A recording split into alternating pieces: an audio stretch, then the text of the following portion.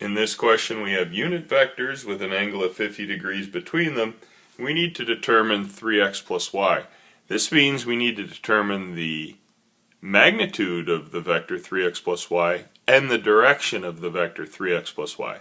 Notice that nothing says left, right, up, down, north, south, east, or west, or any other defining characteristics that would help us place x and y in space. All it does is it gives us an angle in between them. That's going to be relevant later on at the end of our answer.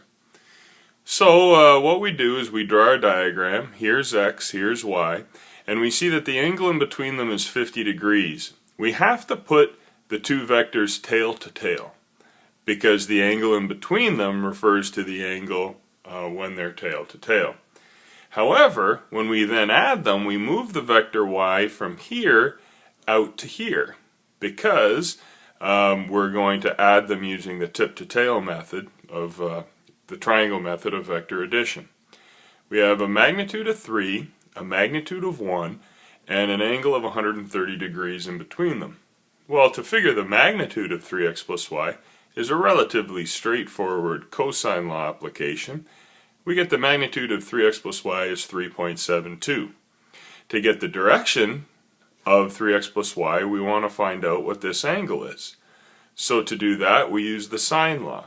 We know that 3.72 over the sine of 130 should equal approximately 1 over the sine of theta. I say approximately because there's an approximation there.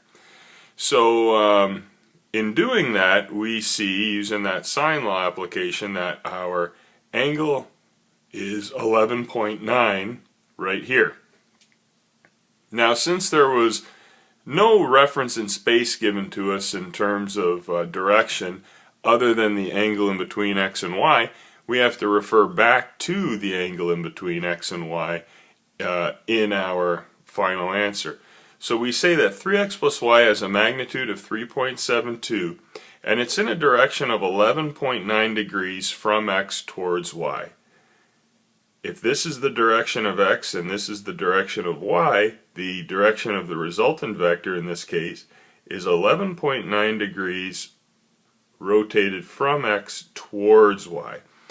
We can't simply say above x because for some other person might have began their initial diagram with y pointing down this way and we would have had a resultant vector pointing down. We have to say from x towards y to be more generally correct.